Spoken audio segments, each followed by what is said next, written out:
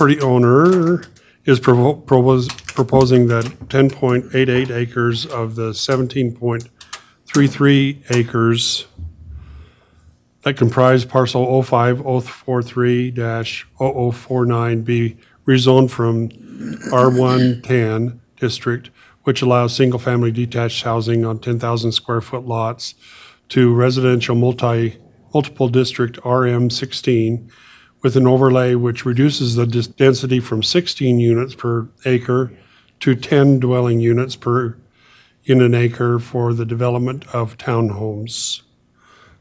Sean, can you bring us up to speed on this one? Or do we have? The applicant, I told the applicant that I felt we're ahead of schedule of where I was anticipating would be. okay. And so I told him, 6 o'clock was a safe time for him to show up. And okay. obviously we're ahead of that. So I wonder if we could go to some other agenda items and. We can sure do that. Why don't we hold on to that number one then and go on to, let's go on to number three. The discussion of a draft ordinance adopting rules of order and procedure for the governing body. That's us. And Dustin Erickson has gone through and sort of put together the rules of order, and decorum for the mayor and the city council members, the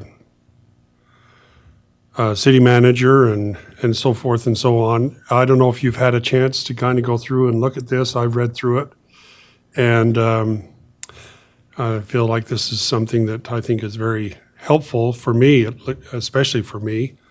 And so I don't know, we can go through here, review it. Are there any questions? Have you had a chance to look at it at this point? Are there any questions with any of this?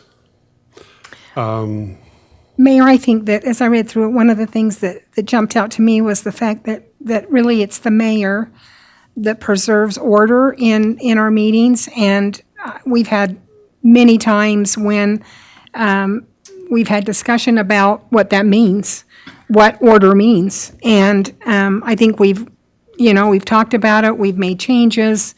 And I think that, to me, that's what stood out the most to me, is just that you're in charge of the order of this meeting. And we can help with that as we make suggestions, or, in a dignified way, make suggestions on what maybe would work a little bit better, but it's a work in progress for sure. I think one thing that we've working on is there's times, most of the time, we have meetings where the public are pretty upset about this or that, and I think that there's a certain decorum that needs to be not just for us up here, but also for the people that are in attendance. And like you said, I think this is something that kind of falls on me, but kind of falls on all of us to sort of make sure that we have that this is an orderly meeting. It's not. I remember one time when we had that meeting about the pig plant. Mm-hmm. And we had people here, and it reminded me that night of almost like pitchforks and pitchforks and torches sort of a thing, and it got out of hand, and we all remember what happened, year and a half ago or a couple of years ago in December, when we had the meeting about growth and how unruly that was, and where there's probably things that we could have all learned on that one. But I think that, it would be very helpful for me that as we're going through things, side discussions and different things like that they really are hard. They're hard for me to try to keep things going, and it's disruptive and everything. I would appreciate it, as we're going through these, as we're talking and discussing issues, side discussions are really, they're difficult for me.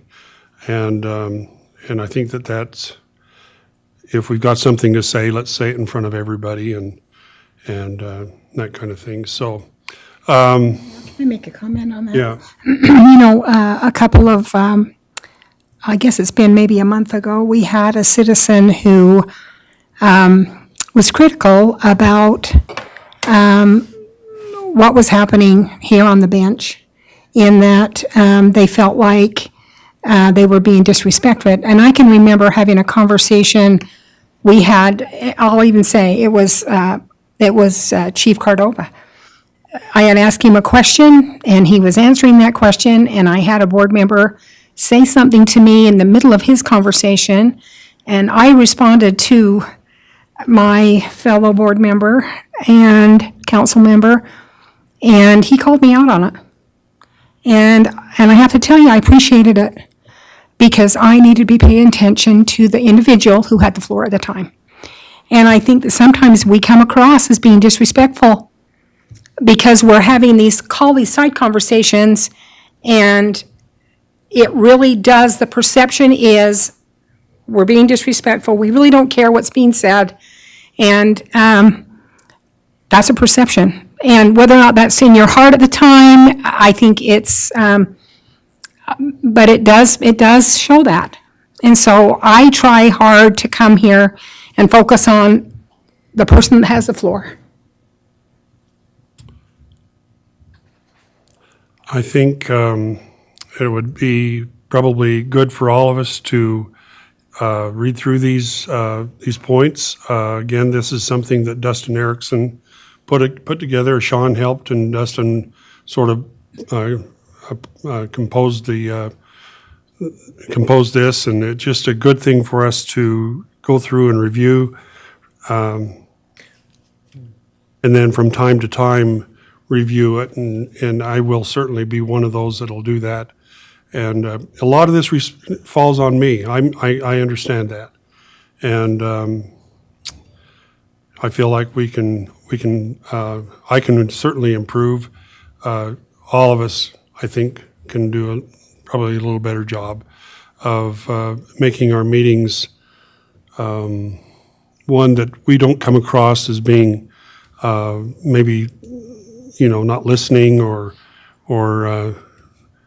whatever. I know that's not the case in many cases, and sometimes the public will just come up with this is what they think is going on, and I sit next to you guys, and I know what you're, if you're looking at your calculator and you're doing some calculation, I understand that, and I think that's all needed. And so, anyway, that's what I have. Do you have any more to add to that? Yeah, I was just going to say, this, I think one of the significant elements of this is the conflict of interest that Brett Rohde and I and the mayor talked about, and it was suggested that we address conflict of interest and increase voluntarily what that means and what we'll do under a conflict of interest. As you know, currently with the state statute, you just need to declare the conflict in writing, annually and verbally at the meeting. But this takes it to a little higher level where you would actually step down from the dais and not participate. So while Brett and the mayor and I were having that conversation, and Lyle Vance, Councilmember Vance, was there, we talked about also looking at policies, giving some rules of order. And the thought process in part is a lot of how we govern is through sort of tradition, and as we have a new election cycle coming, we thought it might be well to write down just some general rules of order and how the council operates. It's not meant to be administratively burdensome, so and hopefully hopefully, as you read through those, you didn't see that this was going to be too restrictive either, because I feel like in some ways it's good to have some flexibility and not to be so constrained by rules, because I do believe that the council does a great job in, conducting themselves and thinking through, some of those issues of how to represent the city and when it's appropriate to represent the city and potentially when it's not and what that looks like. So at this point in the process, I think one of the things we need to do is just check these draft rules and procedures with what's currently in our Title III city government, just to make sure that there's no conflicts. And so just as a way of introduction, I think we wanted to put the draft to you so you could review and, critically decide if what your thoughts were about what was being proposed. And at the same time, we would just administratively just make sure that there wasn't any conflicts with what's already included in our ordinances. So I notice on here, it references Utah Code Title 10, Chapter 13. Is there some specific language in there that we know if we're in conflict or not? Like me especially, right? Yeah, You know, 'Cause Like a I know definition? I had a business, and every one of us at some point some points had could them. hit in that. Mine, Absolutely. mine was for the budget because of raises and things Yeah. like I that. don't know, and that's what I'm saying. I don't know what the code defines. Mm-hmm. Because it's not defined in here. yeah. We could do that.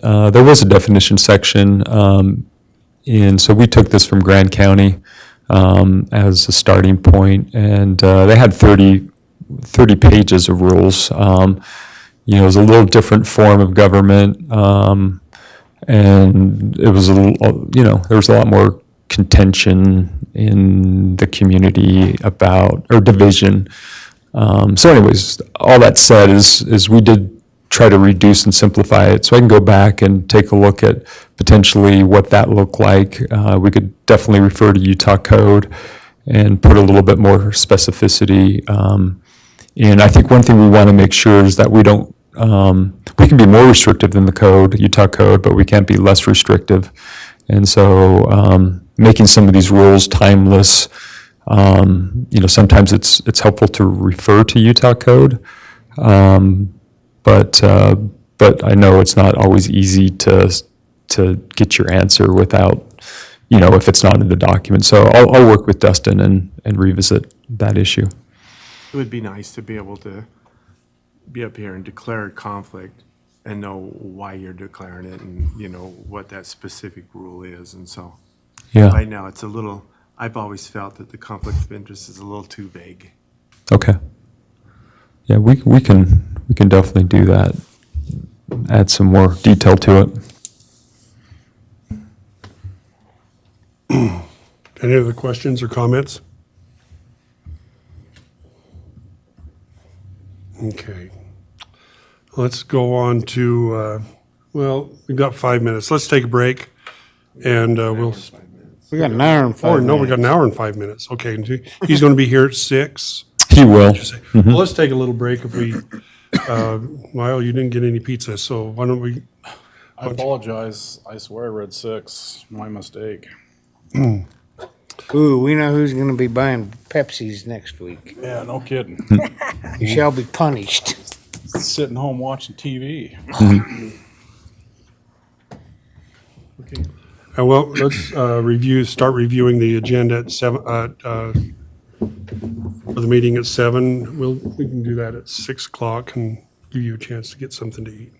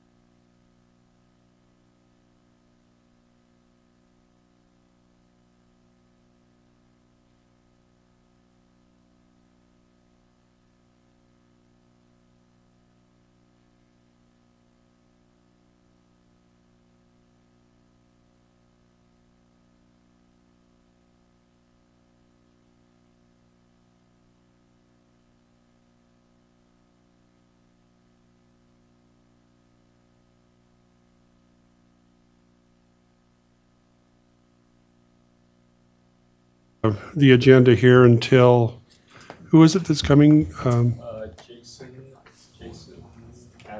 Jason Adams is going to be here. So let's go through the agenda. I've asked Mark if he'd give us the opening prayer, and then Sean will lead us in the pledge. Is there anything on the agenda here that we need to discuss? I guess we can just kind of go through it, and it's pretty straightforward. The agenda is approval of the minutes. Council, is there any questions about the minutes for June 6th or June 20th?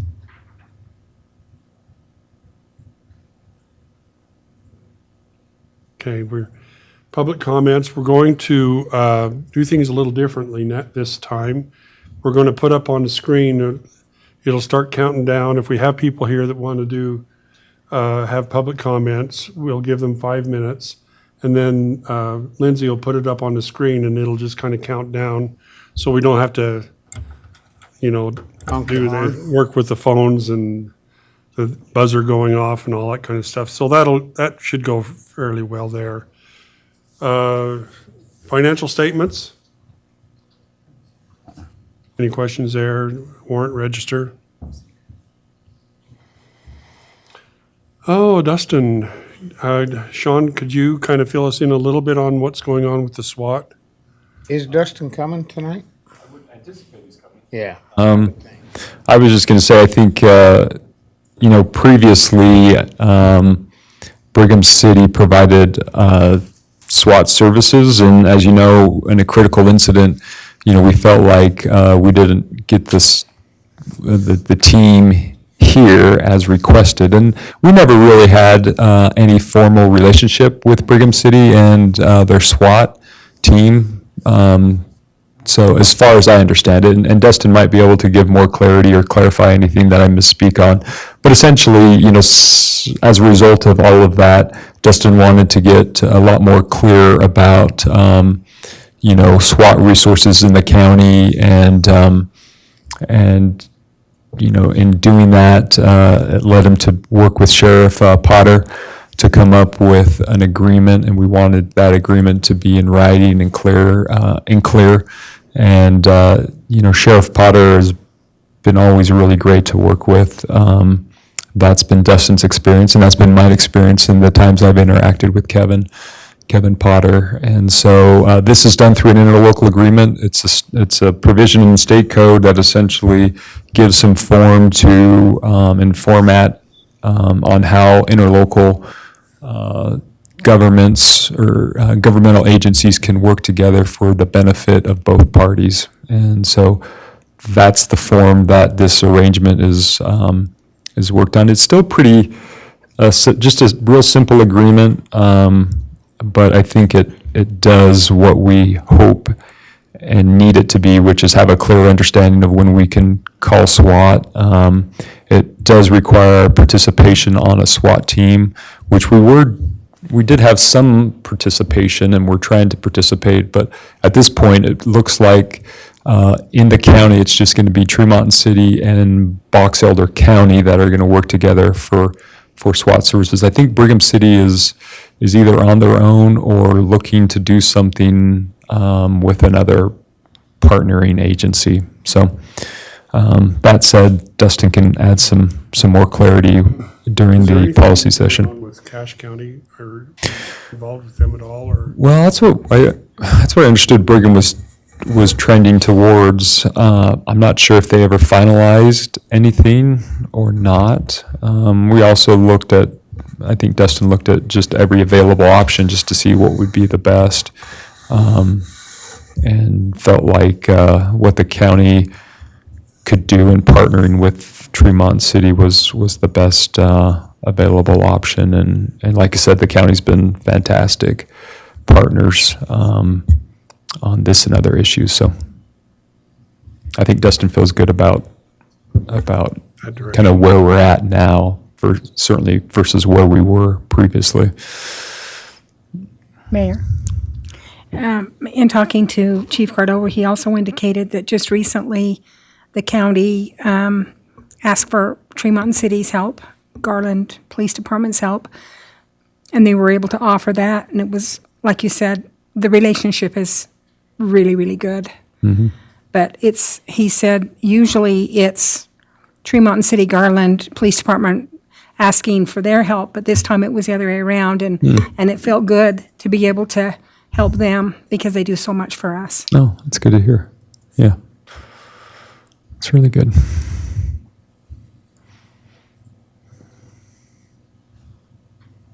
Okay. Discussion and consideration of adopting resolution number 23-42. This is the animal control services between Tremont and Brigham City. No, Julie. I think Mark, Mark, can you fill us We've in? had so every 2 years, we kind of renew this agreement with Brigham City. And I asked Greg how many animals he thinks we've brought down to Brigham City, and he's like, maybe a handful, not many. It would just be in a rare circumstance that we would bring it down. So all of their prices and things seemed reasonable if we had to bring an animal down there to house it for a few days or whatever it was. So they didn't change much from the last agreement, but just something that they would like us to sign every 2 years. That's pretty straightforward. It's something we do periodically and every couple of years. Okay. A discussion and consideration of adopting resolution number 23-43, approving the annual review of Tremont City's moderate income housing plan and implementation and preparing a report setting forth the findings of said review in compliance with Utah Code 10-98-40. We're the moderate income housing plan is sort of for me is this nebulous thing that I have a hard time getting my mind around a little bit, but Sean's done a good job of setting forth the three items that things that we're going to do to implement our moderate income housing plan. And so, Sean, why don't you just kind of bring us up to speed and maybe fill us in on maybe especially those three items that are our goals Okay. to work for. Your guest. Here's your oh, guest. great. So this is an important topic for the city to be focused on, in part because the state legislature has put so much emphasis on this topic, and with that emphasis comes requirements for the city to live up to. And as you know, over the last 2 or 3 years, there's been changes in the state statute and what the responsibilities are. And those continued this year too, I believe, but not to the same extent as they had years previously. But to tell you how serious the state views this issue is that there is a financial penalty associated with noncompliance, and they take compliance very serious. And essentially, there's 2 ways that you can get into the noncompliance category. One is there is an annual report that's required each August, and if you just fail to submit the report, even if you just miss the deadline, then you are automatically in noncompliance. And the other area to become noncompliant is you submit a report, but you're not fulfilling the requirements and fulfilling the strategies that you specified you would in your moderate income housing plan. And what they're telling us is that if barriers come up, you're still held accountable to show progress and improvement and steps towards moderate income. So you can't identify a barrier that prevented you from doing it and absolve yourself from being, in this non-compliant category. And so, what this has meant, as I've kind of watched this play out, and it is still playing out because these are relatively new changes in the state law. But I've come to the conclusion that we need to make sure that we can comply one, with what our strategies are. And some of those strategies are, I think, easier to become non-compliant in. And what I mean specifically, and let me tell you the 3 strategies at this point, just refresh your memory on what we decided to do. There was a strategy to essentially use our restricted low to moderate income housing funds to help fund infrastructure. And the thought is that we would, it looks like this might be an older report. I was working right up till this morning, actually updating the report. It took a little bit of time. But the strategy is that we'd use those restricted funds to help fund infrastructure. And we were thinking primarily trying to open up areas of the city that did not have infrastructure available, and that we could use that money to help, incentivize developers to create affordable housing in these new areas of the city, areas that most likely would be annexed. On the west side of Interstate I-84 or south of the city. And I thought it was a good strategy at the time, but what I've come to the conclusion, what concerns me about this strategy is that, it requires us to partner with the developer. And so it's not a strategy that we can independently implement. It requires a partner. And that partner, may or may not be willing to move forward. And if they don't move forward, that puts the city in a precarious situation, I think. So that's one of the strategies. The other strategy is trying to create accessory dwelling units, trying to create, the emphasis is trying to loosen restrictions and encourage accessory dwelling units. And so that one is a little easier because currently, right now, with the Planning Commission, we're working on a draft. And, the ability to regulate is well within our authority and doesn't require any partnerships. And so, I think we're making good progress and promise on that, that strategy. The third strategy that we've selected was to do a mortgage assistance program. And, that requires, in my mind, partnering with an entity that has some expertise and has some ability to help us create the program and then administer the program. We reached out to Bragg, and I don't think they were quite the right fit. We reached out to Neighborhood Nonprofit Corporation, the same group that helps us with other low to moderate income housing.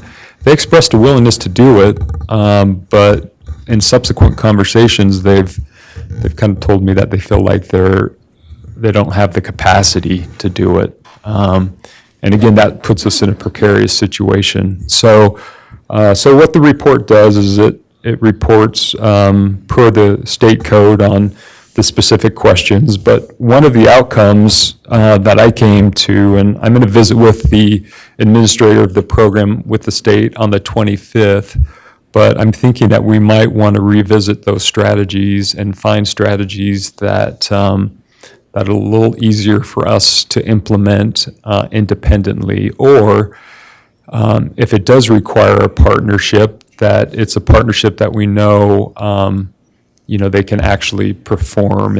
And for example, I think we could potentially, this neighborhood nonprofit or neighborhood improvement program that's been so successful that we've had 7 different phases, that just might be a program that that might be a good match, and there may be a strategy there that we could look to implement. But I just feel like we need to make sure that we can, one, meet our requirements that we say we're going to do. And honestly, another thing that I think we should think about, obviously we want the program to be successful. We want it to produce affordable housing options. So that's obviously something that needs to be considered. But we also need to consider what really can the city staff administer in a reasonable way, and how much time can we really commit to it. One of my comments in the report was, they asked, well, what can the state do? And one of those comments was, is you can use some of this affordable housing funds that are set aside to help pay for the administrative burden associated with implementing the program. And that's common for like cities that have CDBG programs. Part of those funds can be used to fund a planner and administer. All that's to say, I think to really make progress, we need to have an individual that's, has some emphasis in their job, to watch out for affordable housing and work towards implementing these strategies. So with that, I feel like this year we're going to be in the compliant category, in part because we gave ourselves a longer timeline on some of these strategies, and we're under that timeline. I've tried to show progress, and we have made consideration to move forward with the strategies. So I feel like there's some good faith that we can show and represent. But I think it would be well for the Planning Commission to revisit some of these strategies and just make sure that that we have the best strategies. And really, that's what the process is. I mean, this is somewhat anticipated in the state statute. Any planning process kind of involves this organizing foresight and going back and making changes as needed. Are there any that you're sort of got your eye on? Well, I think there's like 25 or 26 strategies, so I just really need to visit. I think one that makes a lot of sense to me is the accessory dwelling unit ordinance. The other one is trying to see if we can use some existing programs that Neighborhood Nonprofit provides or BRAG provides, and just see if we can help provide some additional funding. I think that's a good approach. I think those things that we don't need to recreate the program. I think partnering with developers creates a level of risk that we can't really control that might be difficult for us as we need to comply with the state code. And so I think that's one. I just think we just need to try to evaluate those strategies in light of that. And we didn't do that the first time around, in part because we didn't know exactly how the state was going to view this reporting process and view compliance versus non-compliance. So as a city, we have to do this. Does the county have to do this, and Garland and Brigham and all the same? Yeah, generally I would say any entity that's over a population of 5,000 is subject to these affordable housing requirements. And there's some additional requirements, if you live next to, for example, a fixed railway, there's an additional strategy that you're required to do. So it varies a little bit, but the general threshold into this affordable housing requirement is that population of 5,000. And how many strategies do we need to have? We have to have a minimum of 3. You can do more than 3. If you do more than 3, then you put yourself in a position potentially to have some transportation dollars. I'm not sure it really will benefit Tremont and City to go after those 4. And we had a long debate, and even at the council meeting, I don't know if it's debate, but discussion about how many strategies we should select, and we ended up, falling back to the 3, which I think is what I would recommend still. Mm-hmm.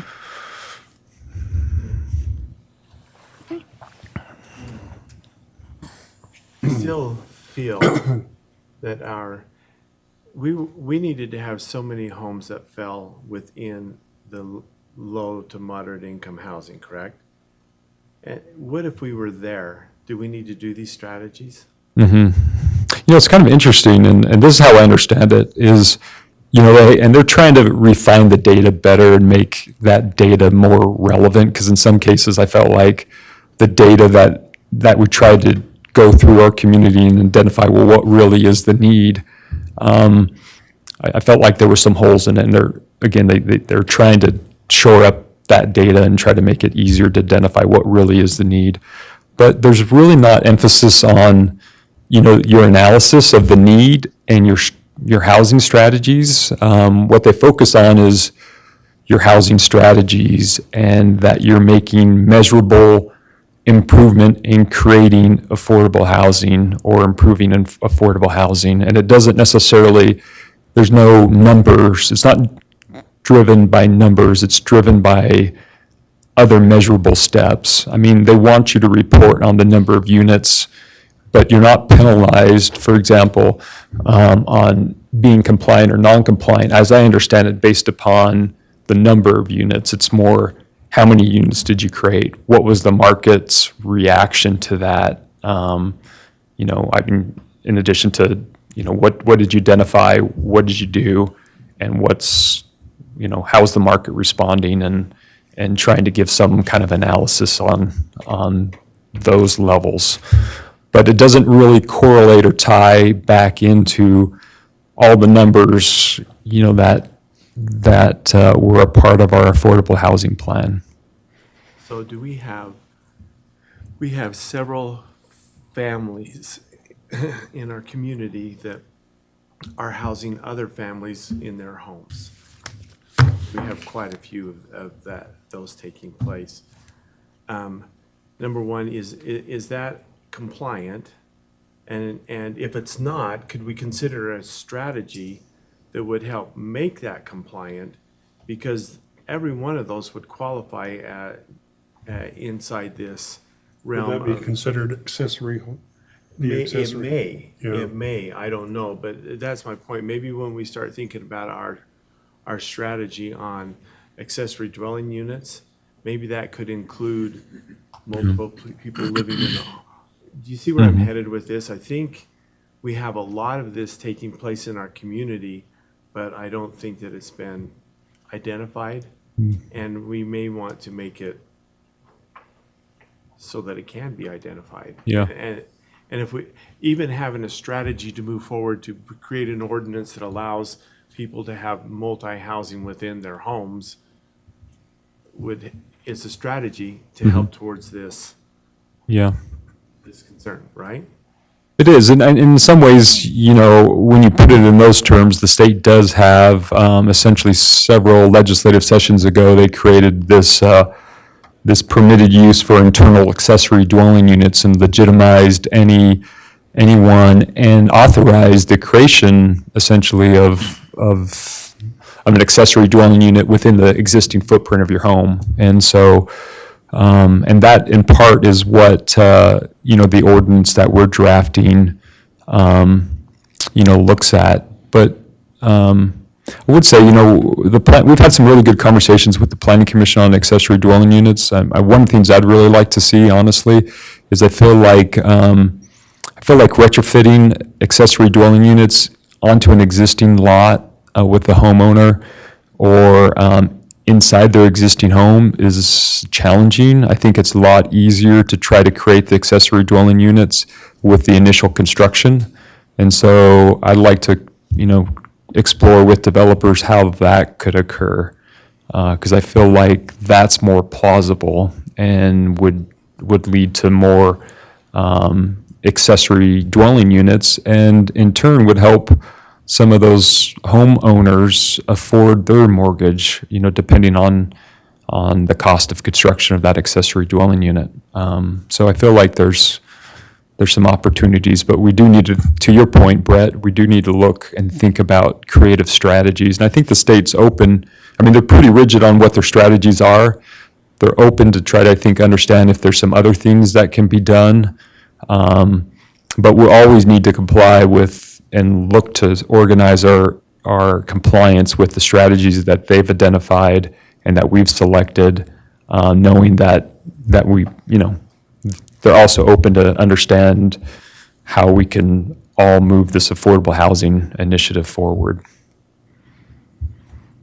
I think our community as a whole is trying really hard to help people that need help and places to live and provide low-income housing for them. And so I just like to compliment a lot of our community that's doing that already. within their own internal ADUs, so. Yeah. Yeah. You know, that the rehabilitation and adaptive use of the hospital, the old hospital. I think there's 30 studio apartments there, which sort of fills a niche in the housing market that we didn't really have before, studio apartments. So there's some good things. Thank you for that. Yeah. Brought us all up to speed, and it really sounds like we got some thinking to do to Yeah. find the right fit for us. Are you, I guess, just to close that conversation, you know, I'd like to revisit with the planning commission those strategies and have essentially the same conversation that we've had here, and get them thinking about maybe some different strategies and revisit that portion of our affordable housing plan if the council's okay with that thought. I think that's a great idea. Let's see, we just have one other item, then we can go back and talk about you guys' deal here. Just take us just a minute here to finish up. Discussion and consideration of adopting resolution number 23-44, concurring with the chief administrative officers finding that Madison Mahowski is the only person available in accordance with Utah Code 52-3-1 and authorizing her hiring as a bailiff. Yeah. This has been a kind of a ongoing thing, trying to get a bailiff on court day here. So Sean, why don't you just kind of fill us in there? It's Yes, a good answer to a it is. I think it's problem that we have. It is, I think, a really good solution, and it's a solution that's took some time to develop and also took some time to be able to be available for us. So, as a background, Madison is Dustin Cordova's wife, who, as everyone knows, is the police chief, and so, you know, for several months, we've been struggling to find a bailiff for our justice court. And as you know, Tremont and Garland are combined, and so the bailiff has fallen under the police departments, and Garland has struggled even for a longer period of time. And what has happened is generally we've had to pull police officers off patrol in some cases to provide bailiff for our courts. And in some cases, we haven't been able to do that at all. And so there's been no bailiff within the court, which isn't what we want for our judge and court clerk or for anyone else involved in the court. And so the issue is that because there's a relationship, a family relationship with Madison and Dustin, there's a state statute that generally prohibits individuals who are related from working and being supervised by a relative. And so there is several allowances, not many, but several, and one of those is making the finding or determination that this person is the only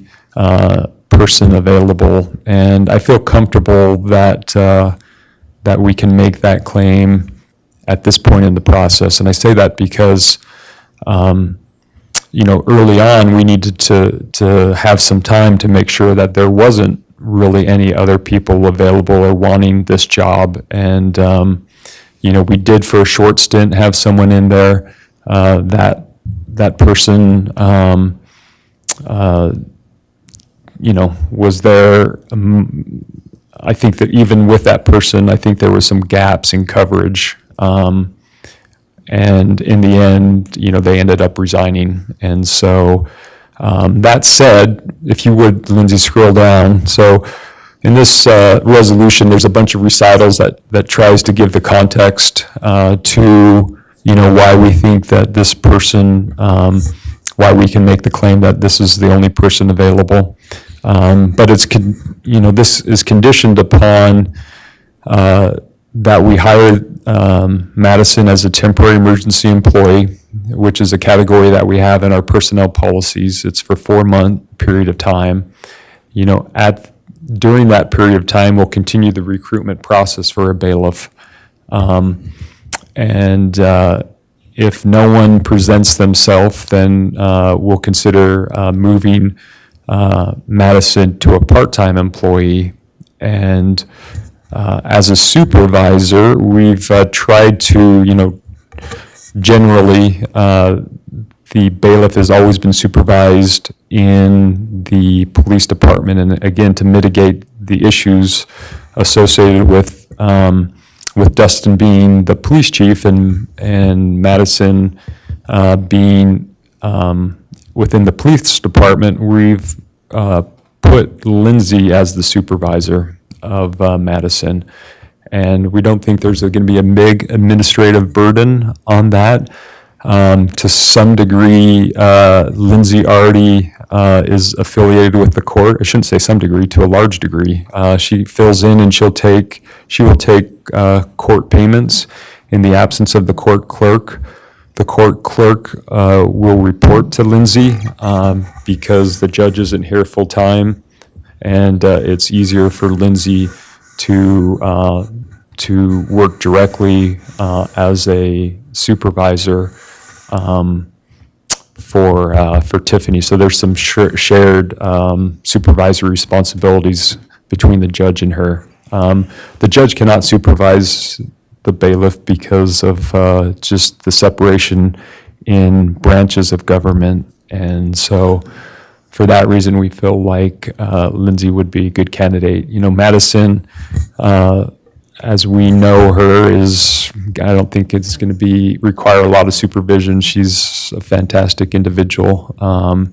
And it's just a way that we can show that we are trying to mitigate any issues and preserve the intent of the state statute. The other thing that is required is that Dustin and Madison disclose that they do a written disclosure. And so these are the forms that they will need to fill out. We added one more item to that, which would disclose the relationship there. So if you would scroll to the end, and I think the other thing is just that Dustin wouldn't be involved in setting, doing job evaluations or salary increases. That would be done through Lindsay as the direct report. So any questions or concerns? So I would say the state statute talks about the chief administrative officer making this finding, and in our city ordinances, the chief administrative officer is the city manager. And so, I feel comfortable making this determination. Dustin took a look at the resolution and felt comfortable with what's written. I wanted to do it in resolution form for a couple of reasons. One, I wanted to sort of outline the different findings that led us to this point in the process. The other is to be transparent about the issue. Just as the written disclosure is required in the state statute, I think it's good, that we be transparent about it. And I also wanted you to be aware of the issue and see if you felt comfortable with this scenario and this approach. All right. Council, do you have any questions for Sean on this? I think she'll do a great job. Yeah. I think it's a good fit. So, all right, let's back up and go with the Planning Commission's recommendation to approve the proposed rezoning of 6th West and 6th North and Tremont from, from RM16 to RM10. It was a rural, or it was a residential R110 prior to this, but let's see. Yeah, I can lead off. Okay, you want to lead off on this one? Connie can also add some insight to it. So we've had two planning commission meetings where this was discussed, and it was not without a lot of consideration and discussion. And ultimately, the planning commission is recommending that the city council consider this rezone request. But that said, I did want to take you through some slides to give you a little context.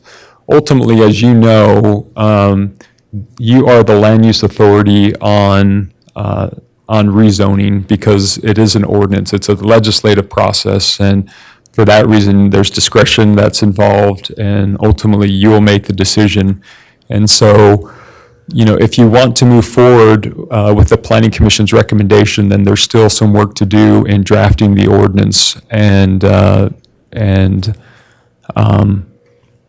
putting something together for a formal consideration. So currently, right now, we just have, conceptually, we're going to talk kind of conceptually about what this looks like. And again, you can give some direction on if you want to have city staff and planning commission further explore the issue. So if you would, Lindsay, go to the next slide. This is just to give you some context of where this is located.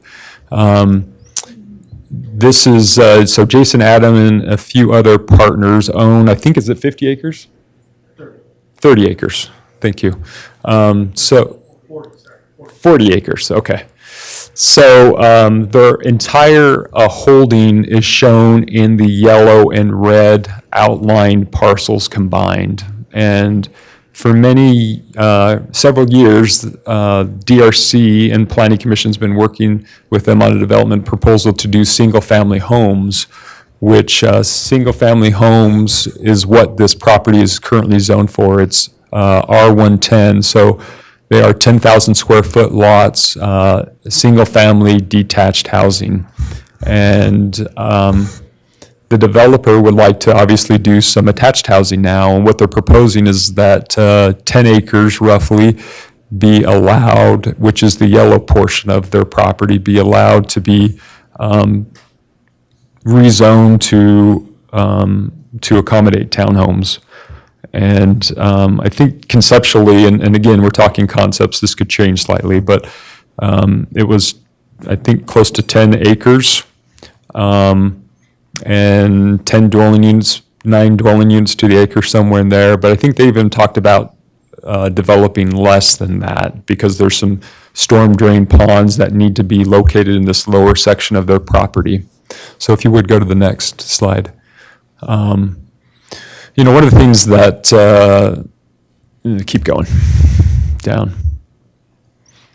This is just some application in the sake of time.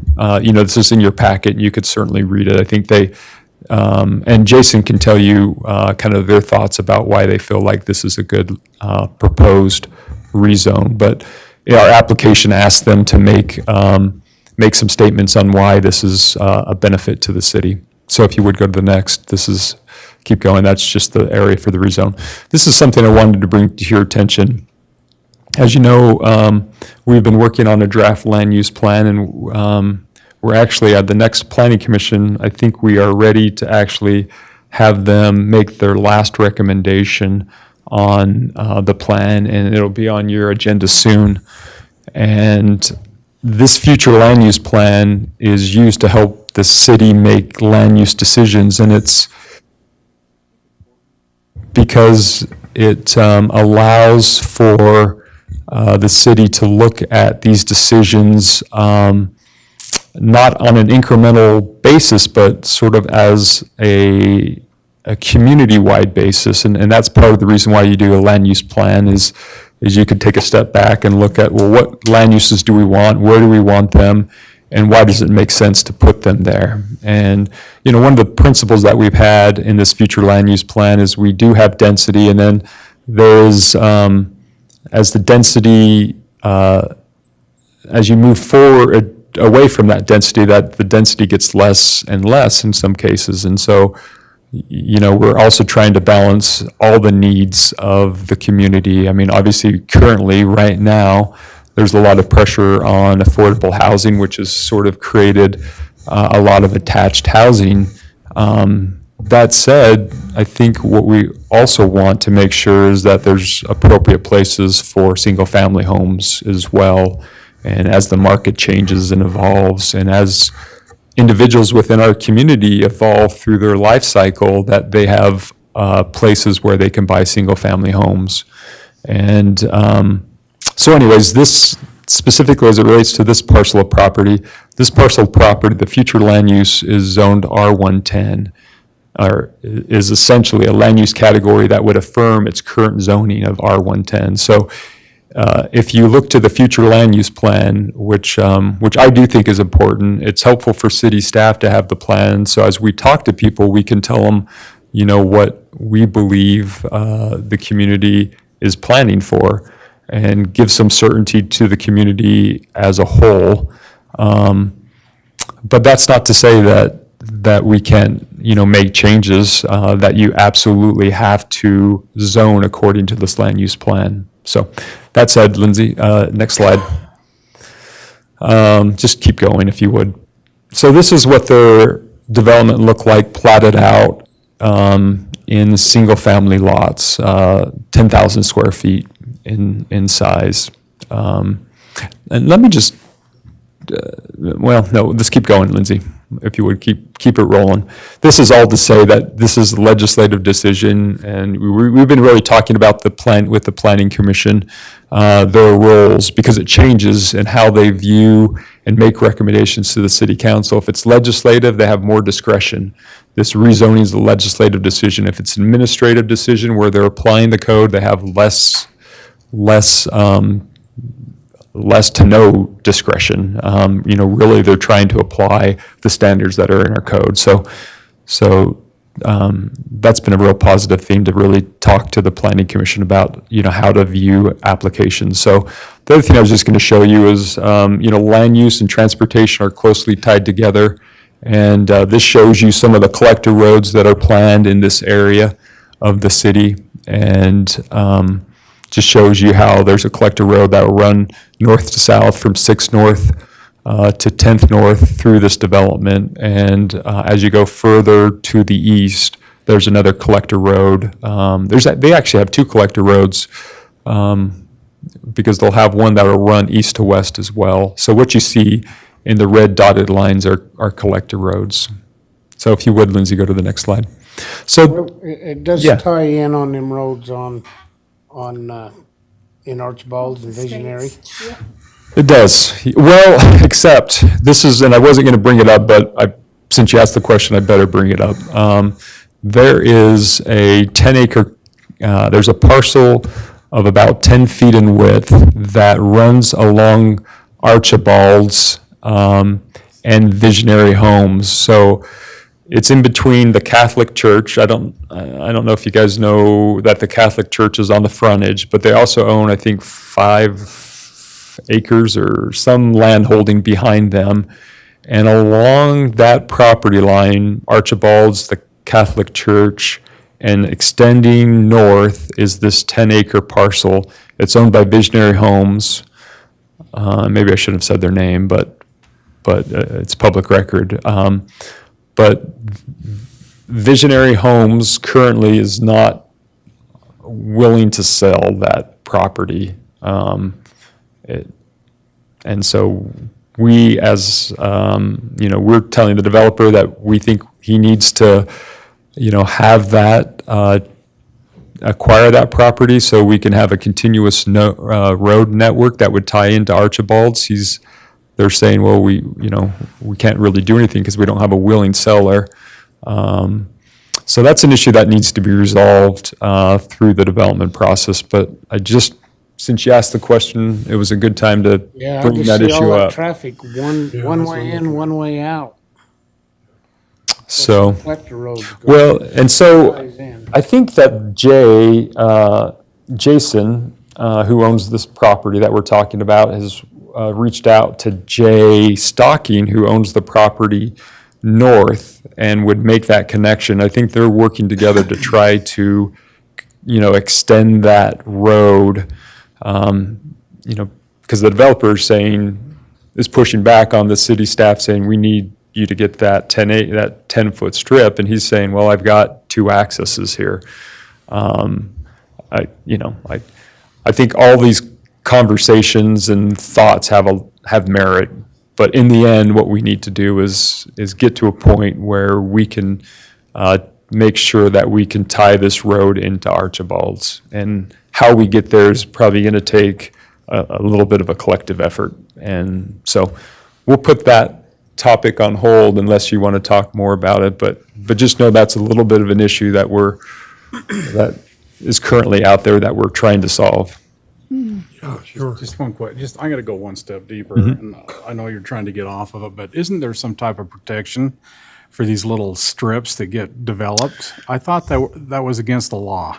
Yeah, it is in our code. So the issue here, and in all our development agreements that we make people sign, or that they, that we agree to, is that they won't do a protection strip. The issue here is that I think that this was a part of potentially an irrigation system. It was created long ago, so it wasn't something that was created here recently. It's not like the classic spite strip, although it's sort of being used as a spite strip or a protection strip. But that's the reason why it's a little bit more, difficult. But it is disallowed in our code to create them now. You can't create essentially a parcel of property that can't be developed, and that's what this parcel of property is. Doesn't meet any development standards. You can't put a home on there, and have setbacks, things like that. So going forward, I think we're in a better position, but this was done years ago. I think with irrigation in mind or something to that effect. Kind of a main ditch or something. Yeah, it was a ditch. It brought water from the north down to 6 North between where Mike Knorr's home and the Catholic church is. Yeah, and so and it was sort of it serviced probably several farmers at the time. It did at the time, Yeah. but Okay. it's long since gone away, but the property was still there and another owner's, not even Sharon Archibald, who owned the property before. It was a whole different owner that owned that 10-foot piece of property Yeah, that used it for irrigation purposes. yeah. But Okay, Lindsay, So this whole idea of one entrance right now, is that going to be Well, I think the developer's saying they'll get 2 entrances going north and south. I'd say we need 3 entrances because the public, having a 10-foot gap in a road just seems silly that, that the public, no one can understand why we can't make the roads connect. And I think I think that's a logical thought and a reasonable expectation is that we can make those roads connect. So we'll need to figure that out. I think we can. If we might need to persuade them. We definitely need a developer to persuade them, and we just all need to come together to resolve it. Don't want it to be another Charters Estates, yeah, that that happened. 480. And there's utilities that need to come through there to interconnect, to give Right. proper flow and loop. The water in system and the sewer system goes out that way, and so there's some reasons to have that connected through there. Okay, Lindsay. So this slide, I think, is one I wanted just to show you because I feel like, it is good to have a lot of different housing options. It's important, and obviously there's some pressure on affordability. And just because you have attached housing doesn't necessarily mean it meets the level of affordability according to 80% of the area median income. I think there's typically, historically, those types of homes cost less, but it still might not meet the affordability requirement. But what this shows you is it shows you attached housing within the area. And, one thing that I think is important is when we think about attached housing, we think about neighborhoods. And, I think what makes a great community is to have diversity. And in this little quadrant of the city, which is, I think, a half mile in each direction roughly, you can see there's some great single-family neighborhoods. Archibald Estates provides some of that. But what's also being planned are parcels along the railroad that could yield up to 355 units, so 12 dwelling units per acre. So those are going to be attached housing. That's shown in red. It's already zoned that way. The future land use plan shows a step down in density, 8 dwelling units per acre. You know, it is still probably at some type of attached housing there as well. And then you go to the Menloves project, Bear River Manor, and they have some townhomes that are going to be platted. They've converted the studio apartments, or I should say the rooms within the nursing home and hospital into studio apartments. And that looks like it's going to be 8 dwelling units per acre too, maybe closer to 9, if I can see that. And then we have what's being proposed there at 10 dwelling units per acre.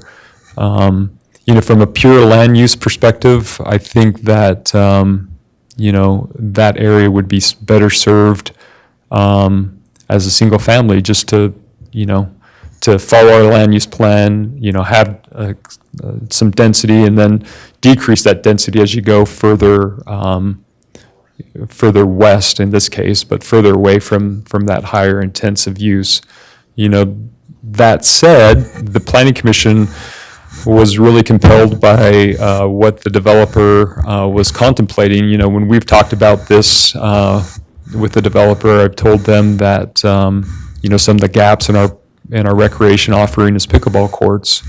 And, you know, conceptually what they're saying is that they would provide the city the resources to construct pickleball courts, you know, offsite. And we've done that here recently where we've had developers, you know, provide resources to expand our park offering. And that's what's being proposed here. You know, typically there's other requirements that we typically have when we've done these types of deal, but it would be zoning by agreement, which is why it would take, or contract zoning, which why it would take some additional staff time and resources to get an ordinance together for you to formally consider. So if you would scroll down, I think, you know, this just gives some perspective again about this half-mile area of the city. 196 acres, 73 acres in attached housing, and 37% would be at attached housing if you approve this proposal. Did we Keep going. really zone that for along the railroad? Did we change the zoning on that from R110 to multi-housing? Yeah, you might recall that we did a transfer of development rights when we purchased the property on the west side of the city that we needed for the storm drain. We in part transferred some density to this location. And you know, there was quite a bit that came with it. I think in some ways we actually, you know, improved our position and benefited the community. And I won't jump into all of that, but yes, we did. So if you would just keep scrolling down, see if there's anything else. You know, this was just again to give some perspective, just all the different attached housing the city's been approving lately. This is on 4th West. Scroll down. Lindsay will just run through this quick. This is just on 6th South there, right next to McKinley. Everyone knows, I think, Bear River Meadows. It's not developed yet, but has been entitled for that. Scroll down again to the next project. This is Aspen Ridge, which is just south of Bear River Meadows. If you go further down that corridor, then you're into Harvest Village, you know, which is just south of the Stake Center. If you scroll, everyone knows about River's Edge, the apartment complex, townhomes there. Keep going. Keep her rolling. So I think keep going down, see if there's, Harvest Acres. So I think that's really it. I think you just, obviously we need to listen to the applicant. But the Planning Commission's recommendation, having said all that, you know, was to consider approving it. not without a lot of debate and thought. And maybe Connie has some input too. Yeah, I think it was a hard decision for the Planning Commission, and we have a member of the Planning Commission with us, Roland Van Tassel's here, and they deliberated hard on this. But, you know, I really have to tell you that I think our land use plan is beautifully put together, and if we at a whim, constantly are changing it, then I'm not sure it's as valuable as it should be. And so, you know, I made that comment in the meeting that I really think we need to follow our land use plan, although from time to time, we do need to do rezoning, but in this particular case, I don't know that I necessarily feel that way, but Mr. Van Tassel might offer some other additional information, Mayor, I don't know, of maybe why, you know, he voted the way he did that night. But yes, the Planning Commission decided to go ahead and recommend this to us. And I You got think anything to add to that?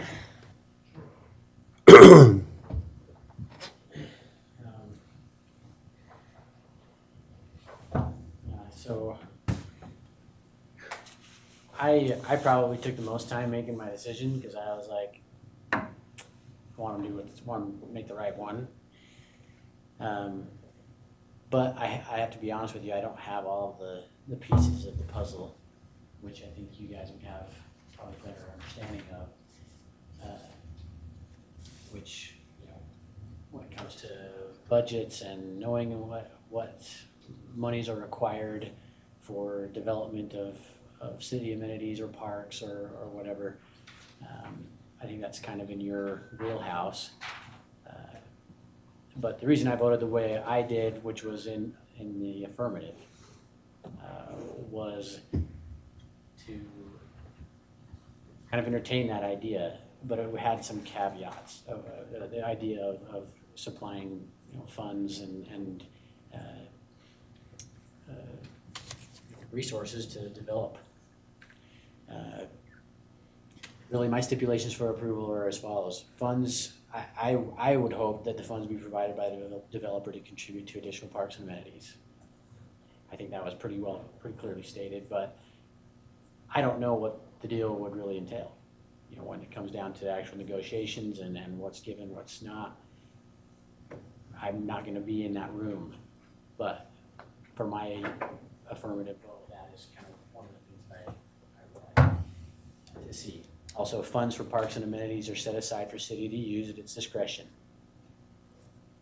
So it's not just a focus of this development in this parcel or this this piece of land only, but it can be utilized in other areas.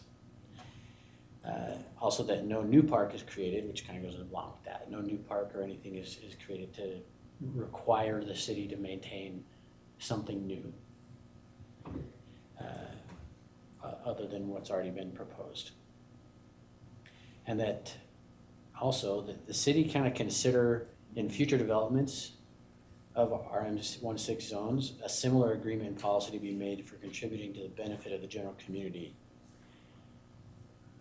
I think that we've done a lot of accepting of attached and you know, condensed housing. I guess pretty obvious. But any future developments, maybe we hold them to the same standard. Maybe we look at it and say, you know, to be fair to Jason and his team, they contributed X for this, and almost make it as a policy of sorts to be able to say, if you're going to develop those, maybe that's something for the city council to consider, that it comes with the understanding that you're going to have to contribute to the development of our city. And I think probably already had those discussions, and you know, I'm old hat, I'm nothing new, but that's kind of for the sake of prioritizing those R110 zones and ensuring that balance in the city land use. That's my take. We're about out of time, so we appreciate your report on that, and it helps us out a bunch, and I guess we'll So, wrap it up here. yeah, I'm thinking, Mr. Mayor, should we just schedule this again for for conversation at the next city council meeting? Is that, and then we can have Jason talk about his proposal and what he's requesting? Would that be okay with you? Okay. Yeah, let's do that, and so we can move on to our regular meeting. Okay, all right. Okay, Gonna table this? It was just on for discussion, so I'll put it again on the work session, and we'll continue the conversation. okay, appreciate that. Okay. Thank you, guys. Appreciate you coming.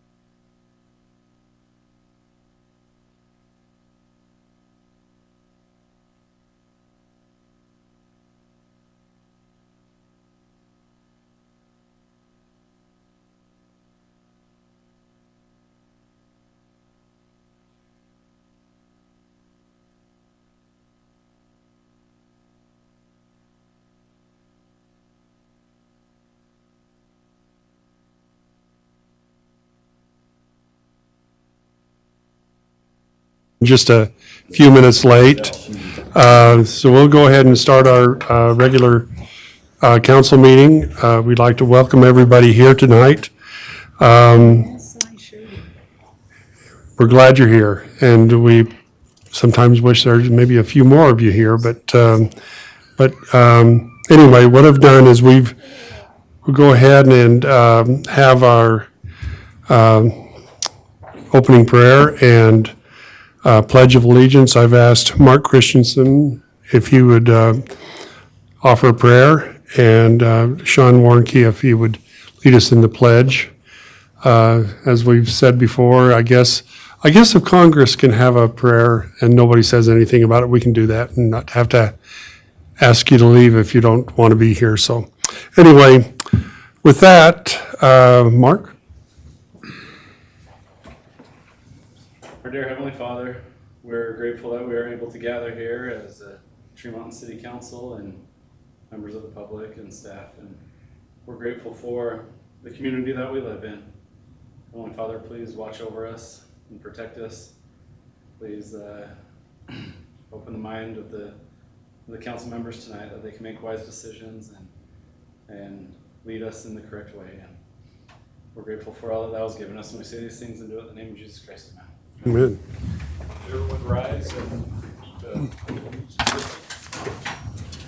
I pledge allegiance to the flag of the United States of America and to the republic for which it stands, one nation, under God, indivisible, with liberty and justice for all. Thank you, Mark and Sean. We'd just like to introduce our staff with you tonight and the council.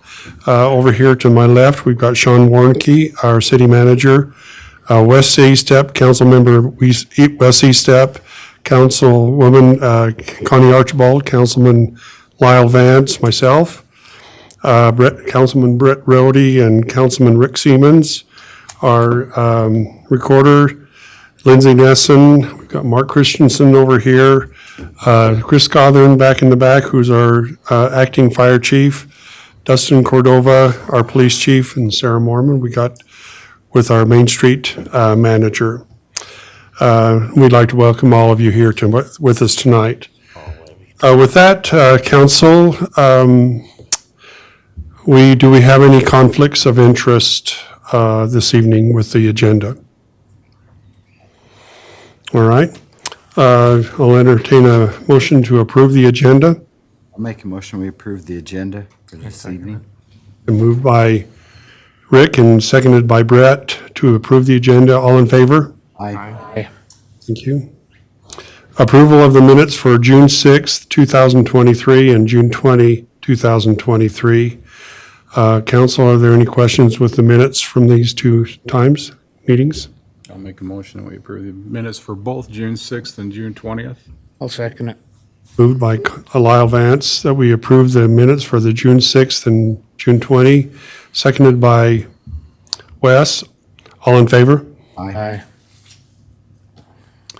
Public comments. This is your opportunity to address the city council regarding your concerns or ideas.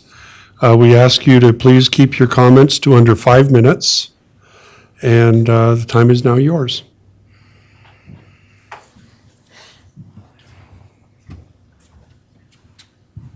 Hello, Mayor. I'm How you doing, Bill? Rosner, for those that haven't met me before. Hi, Dustin. Hey, how are you? I hate to complain, but I have to complain. Last week, Thursday or Friday, I'm in a brand-new subdivision down here. The roads are like maybe 3 years old. Got fresh, paved, smooth asphalt, and it's nice.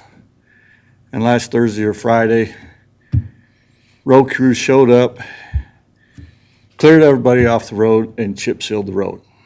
And now I live on a gravel road, loose rocks. And to top off the aggravation, today a worker walked up to my door this afternoon and put a note, by the way, we're chip sealing roads. What's the point in giving us notice when it's already done? the fog coating. They're gonna come back and spray it, just let you know. They're gonna do what to it? Come back and fog coat it. What's that? Seal it.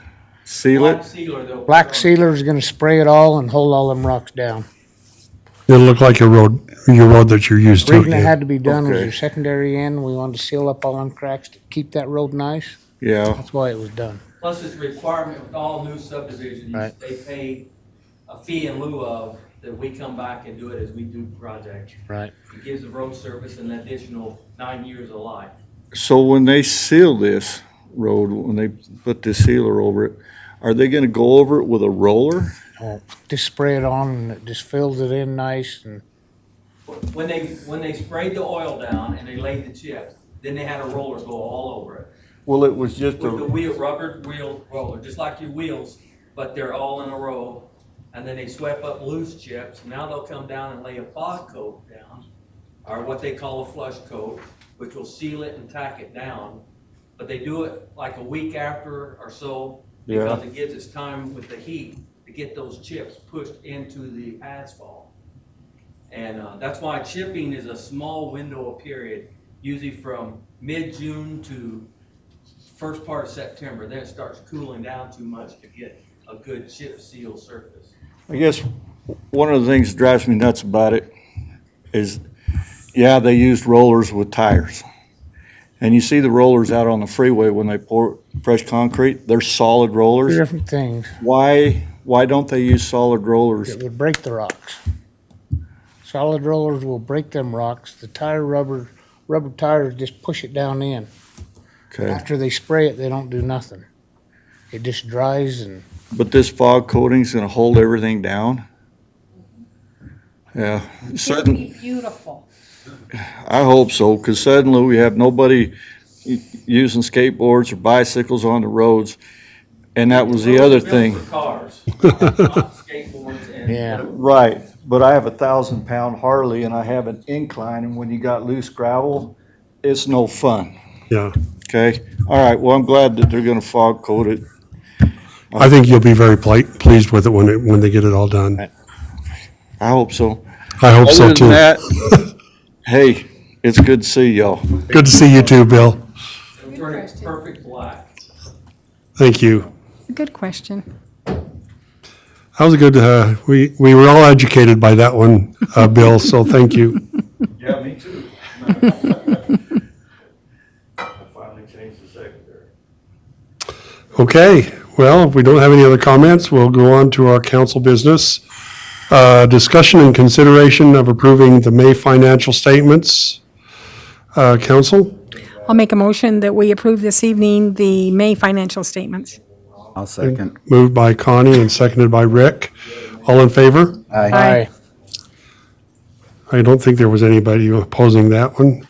Discussion and consideration of approving the May warrant register. Council, I'll make the Any motion, questions? we approve the May warrant register. Second it? moved by Wes and seconded by Connie. All in favor? Aye.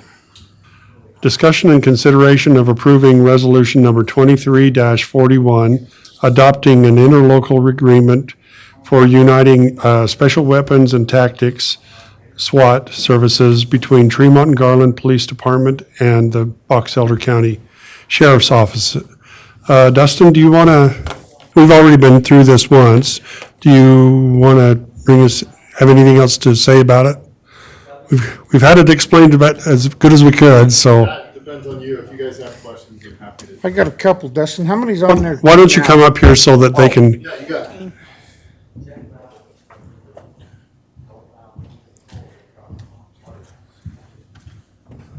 All right, go ahead, Wes. How many teams, or how many members is on the county SWAT team now? So I believe they're not at full staffing, they just did a tryout. They're pretty close. I think they have up to 15. So it's pretty good. How many are we gonna throw in that pool? So we had 6 before. One of them have recently stepped back from it, so we're looking at a total of 5. I'd like to get it to 6, but 5 to start out. It makes sense in the big picture because SWAT teams are super expensive. If we can contribute, we get access to all their things. They have like armor, vehicles. They also have less lethal options, tear gas, flashbangs, all the stuff. Logistically, too, from a police department perspective, it's really hard to get those things. We have to get special clearance with the ATF. So we can kind of streamline it by joining teams, and then it benefits both them and us. It's something we've done for a while. We're just trying to fine tune it. Brigham was originally a part of that, and they bowed out. So now we have to contribute more. But we've been pretty active for out here. We've had probably 5 different operations, 2 search warrants in addition to that. When I say 5, it's probably our call-outs is what I'm referring to, and then our search warrants. Search warrants, we can usually complete as police officers unless it reaches what we call the matrix, and it's a high-risk warrant. That'd be somebody with an aggravated history of violence, carrying firearms, gang members, things like that. So unfortunately, it is something we need to do, and we're just preparing for the future. Gonna need any more few dollars here and there to? Yeah, and I've talked to Sean, he's been really helpful. It's unknown, I've really never built a SWAT team, so I put some numbers on the budget approval, but it does look like we're probably gonna need some more help. So as I go forward, I'm sure I'll be asking, but it's for a good cause. Sure. Any other questions? Chief Cordova? Yeah. Would you explain to the council a little bit about the relationship that you have formed with the sheriff's department and how that's going, where that is such an important part, is being unified? Yeah, absolutely. I can't say enough positive about the sheriff out here. He's made it all possible. The reason for the interlocal agreement isn't the fact that I have any doubt that they'll come when we need them. They have demonstrated that over and over again, and they've saved us on some deals, as we know. We won't get into the weeds on that, but they are imperative to our success right now with our staffing. There's been times where they've actually sent deputies to help cover us when we have someone injured or off, when we're at minimum. There was actually one time where we had no one, and they stepped in and covered us. So the relationship with the sheriff is really good, very positive. They help us whenever we need. We help them as much as we can as well. The reason we want to have an interlocal agreement is we learned a lesson, and if it's not in writing, it doesn't exist, and now we know that going forward. We're just one election away from that relationship changing, right? If they get a new department head in the form of a sheriff, we get a new sheriff in there, they can have a different philosophy, and that could put us in a bad position. So my goal is to lock this up before that next election year. I have no doubt we'll re-elect. I mean, I'm happy to go on my days off, put up signs for the guy. He's a great person, but you never know. And my job's to keep our city safe, so that's what I'm trying to do. Okay, Cool. thank you, Dustin. Yeah, thank you guys. All right, Mayor, I'd make, that we approve resolution 23-41. I'll second that motion. motion by Wes and seconded by Connie. Let's start over with you, Rick. Rick, aye. Brett, I. Lyle Vance, aye. Connie Archibald, aye. West side. Motion passes. Thank you. Discussion and consideration of adopting resolution number 23-42, approving an agreement for animal control services between Tremont City and Brigham City. Do we have anything to add to? Dustin, do you want it, or I think we're good to go? Yeah, I frankly. Anything additional to add is what I'm trying to say. No, nothing additional on this. Okay. Any discussion or questions, council? I got a question. I don't know who to direct it to. What's this going to cost us? Do we have any idea? There's a fee schedule on the back. I but noticed it's, that. It's pretty irregular. This is more almost for assurance that we have a alternate plan if we reach capacity, is my understanding of it. But it just really depends on what we're asking them to do for us, but the fees are listed there. I think they increased slightly from the previous. Is that right, Mark? They kind of changed the way they wrote it, so I couldn't reconcile it completely. But we don't bring many animals to them. So if it were, it would be, I don't know. Have you ever brought any animals to them? I think zero Yeah. in the last year. I've been here since January and I haven't said any to them. Okay, good, okay. Now, there will be one issue is just if Garland doesn't fix my patrol car, because then I'm working every day to keep animals out of our shelter. And we only have 10 kennels, we only have 4 cat cages. So I'm literally working every day to make that, to keep open spaces. But right now, my patrol car is down and Garland is on the fence whether they're gonna fix it or not. So that would remove a lot of my ability to send animals to rescue, is where most of the animals have been going, is to rescue. I've moved 7 cats in just Friday, Saturday, Sunday. So it's been 16 animals this month, and none of those animals are in the shelter right now. But I've relied on a patrol car for that, so just to throw that in there. Is it major? This is just a coverage because they have a larger capacity than we do. And they're talking about the county is looking at growing the Brigham shelter. So if that happens, there might come time that we have to utilize that because we are growing too. So I don't know how long we can maintain what we're maintaining, but I'm doing my best to keep us with capacity for our residents. Is it major on the car? I mean, is I actually it have- transmission or something, or? It's $1,100, $1,150, but Garland has to approve anything over $1,000. So they have to vote on it at their council tomorrow. Yeah, it's on the agenda. I'll try to push it through. We'll see. All right. Let's see. I guess I'll entertain a motion on resolution number 23-4. Motion that we adopt resolution number 23-42. Been moved by Lyle Vance and seconded by Brett. Brett, go ahead. Brett, aye. Lyle Vance, aye. The Archibald, aye. West side. Rick, aye. Motion passes. Thank you.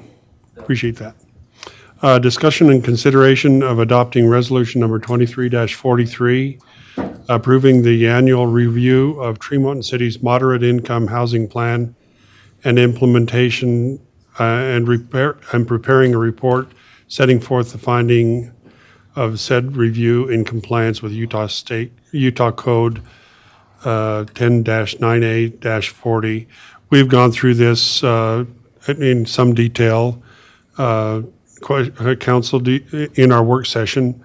Council, do you have anything additional that you want to add to this? Questions you want to ask? I'll entertain a motion. I'll make a motion that we accept resolution number 23-43. Moved by Connie. Is there a second? I'll second it. Seconded by Lyle Vance. Let's see, Lyle, why don't you start it off? Lyle Vance, aye. Connie Archibald, aye. West side. Rick, aye. Brett, aye. Thank you. Motion passes. Discussion and consideration of adopting resolution number 23-44, concurring with the chief administrative officer's finding that Madison Mahowski is the only person available in accordance with Utah Code 52-3-1 and authorizing her hiring as a bailiff. And again, we went through quite detail in our work session on this. Yeah, absolutely. Why did we put in there only or best person available? Why? That seems so descriptive. What? Yeah, it's because that's what the Utah Code has as the qualifying allowance. And so we use that same enabling language that's in the code in our resolution to correlate with it. So, Because I think we'll hire her even though she's not the only, she's probably the best person, but not the only person. So We all agree with that. I'm the only person. Will you sing a song? It's Dustin.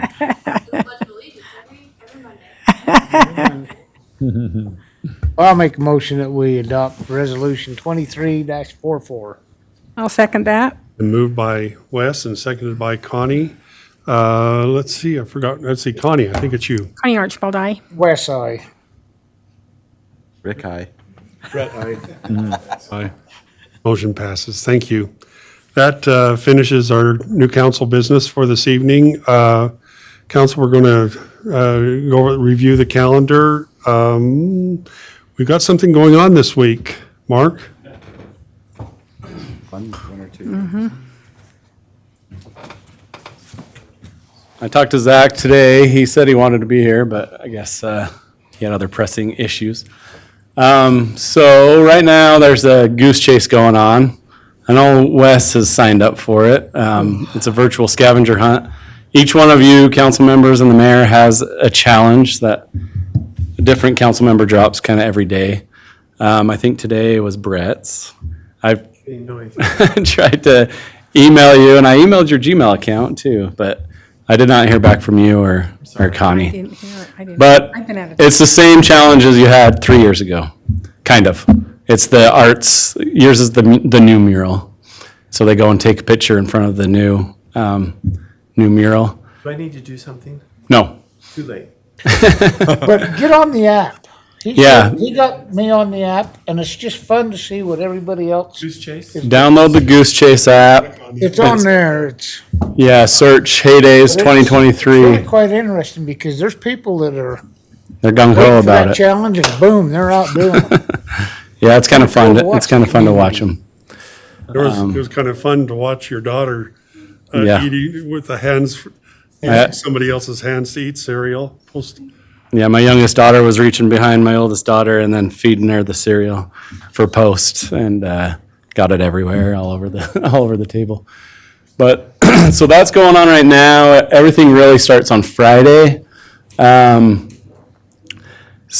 speaking of Friday, Casey Scott with KSL will be up here at 5:45 in the morning on Friday. We'd love to have extra people if you guys are early risers. Go over to Jeannie Stevens Park.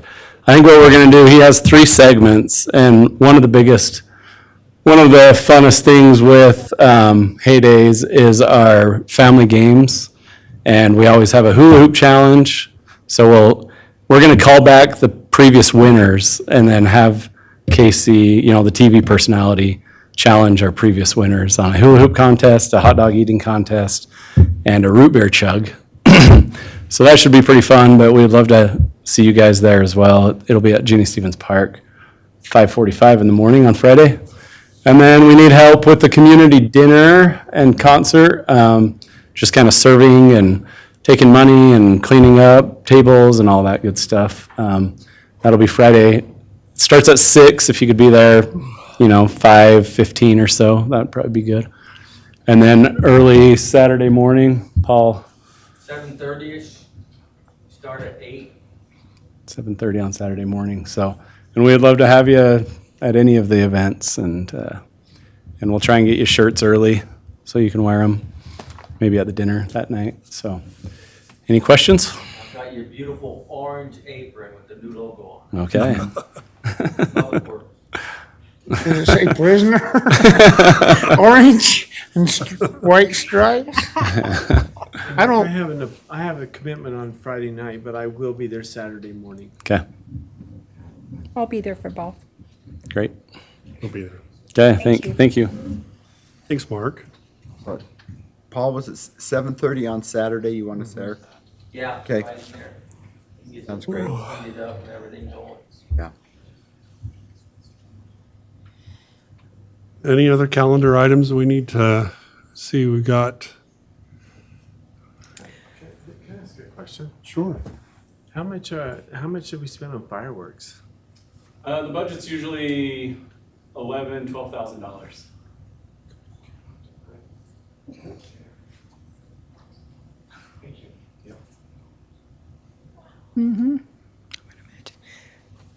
Mayor, Yeah. can I mention one thing? I know it's a little bit in the future, but we are participating with the Just Serve organization. And so on September 11th and 12th, we will be participating with the food pantry. And Zach put together a really nice flyer, and that has been advertised with the group that I'm working with, that has gone out to them. And so I'm hopeful that I can visit some different communities and invite those council members of the different communities, go to their council meetings and invite them to participate with Tremont City, as our food pantry is utilized by many people outside of Tremont City. So it's really a pantry where all people can come and utilize that. So I'll be mentioning that, and we really need to post that on our website and promote it as September 11th and 12th. This is to commemorate 9/11. And I think it's a great way to commemorate it, is helping and feeding. We're entitling a community feeding community. So I think it'll be really, really good. Very good. Let's see, we've got Farmers Market coming up on the first Saturday in August. And the second Friday stroll. Very good. Is there any unfinished business that we need to go over?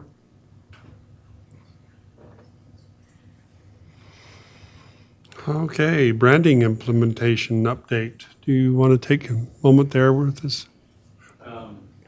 Is it you, Mark? So maybe Paul's been helping out on this. Got aprons. But we have, Yeah. there's a TC on the front of the mayor's chair here, you know, on the front. You guys can't see it, but as you walk out, Yeah.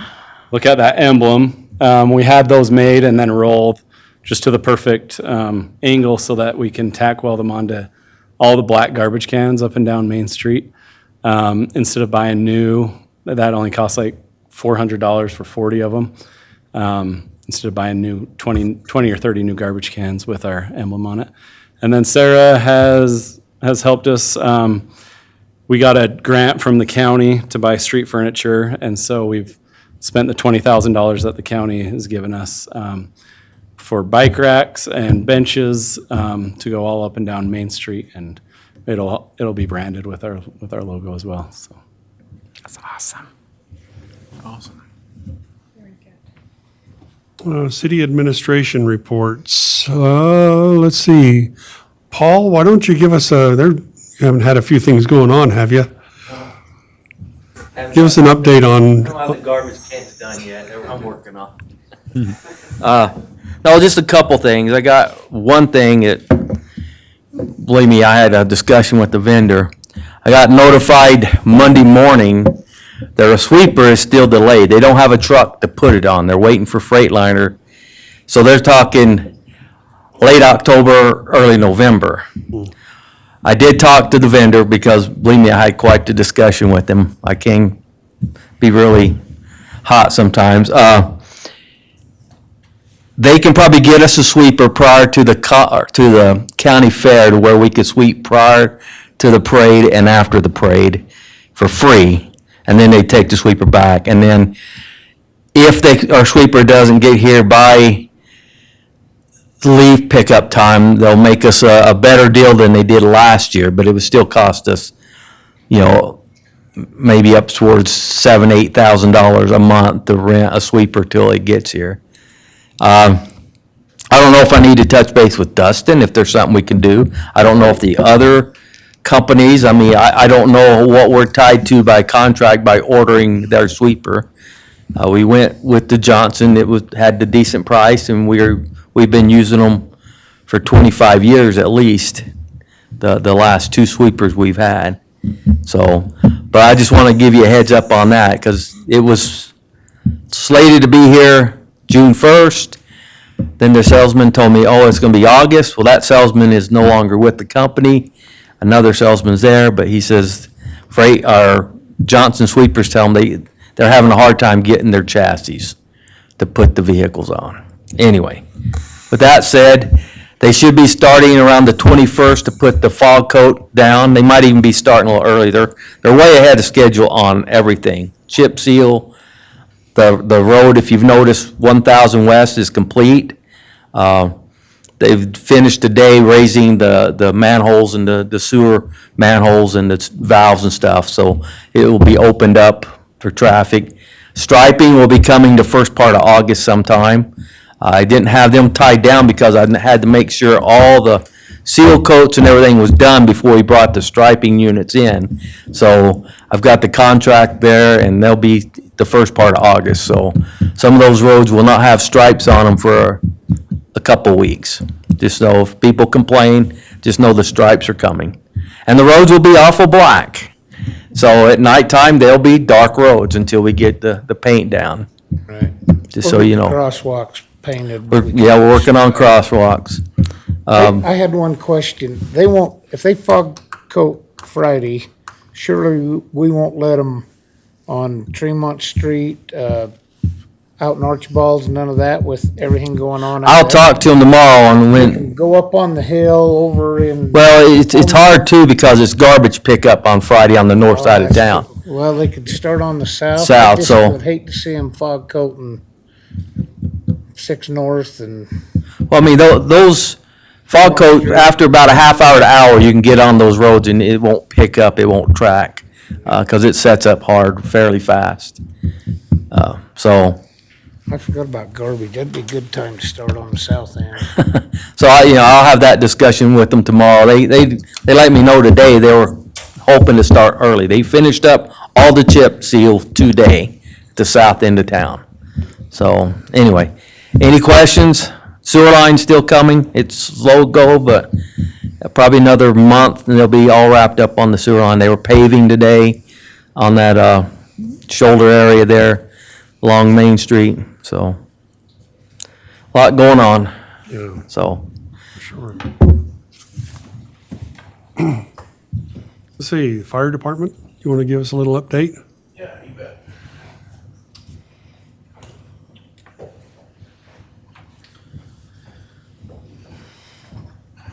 We've had quite a bit going on the last couple of weeks. We recently received, I just got the contract, but I believe we received about 4,000 something dollars in a grant for the per capita grant for EMS, so that's good news.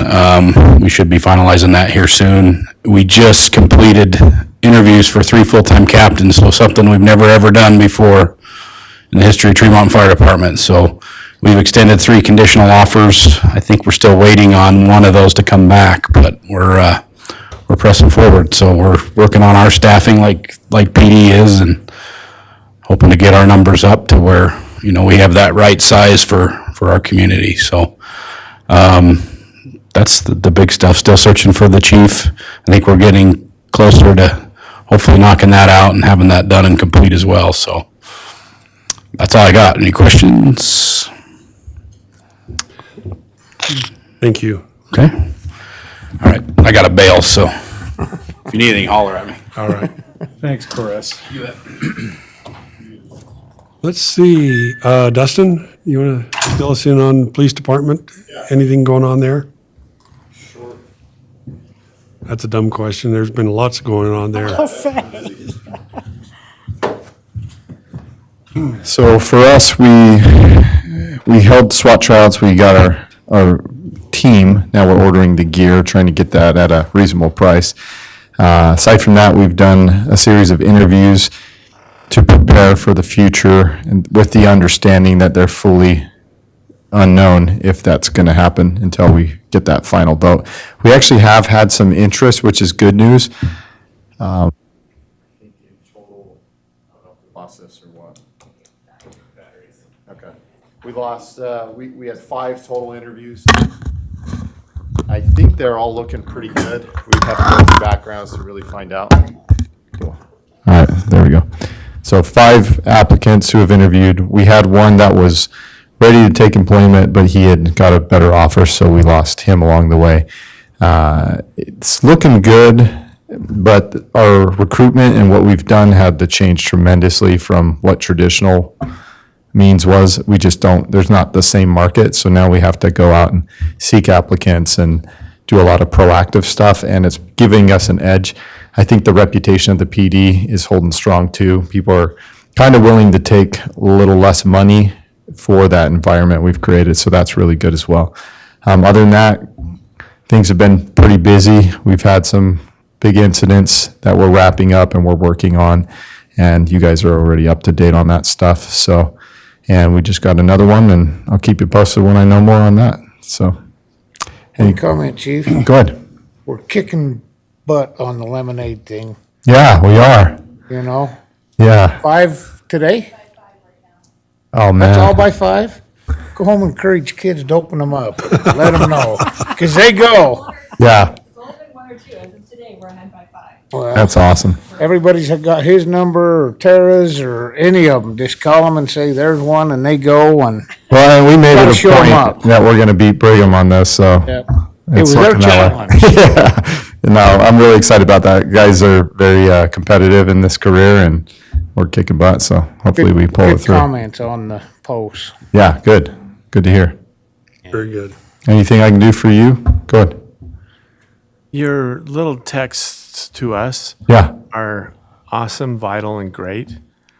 But it's like, if I don't respond back to that, okay, is that okay? Yeah, absolutely. Okay, because it's like we just get the boop boop boop and all these beeps going, and I appreciate your information, and I appreciate you and everything you're doing, and I'll tell you that in every meeting. Right. But I may not respond back to the No, text. you're perfectly fine. Okay. My objective is just so you guys can, if the things I notify you on are things that I think you can get asked about from maybe a constituent or somebody, and I want you to have that ammunition to answer those. So you can put them on ignore. I really don't No, care. ignore's not the part. It's just I don't. Yeah, I no, you keep don't. this chain going and going Sure. and going when it's just that information that. Yeah, absolutely. That's purely from my experience in another city, and it just helps if someone comes up and they're like, hey, what happened with that police chase? Now you know the basic information, so you can give them an answer, and you're not sitting there like, what are you talking about?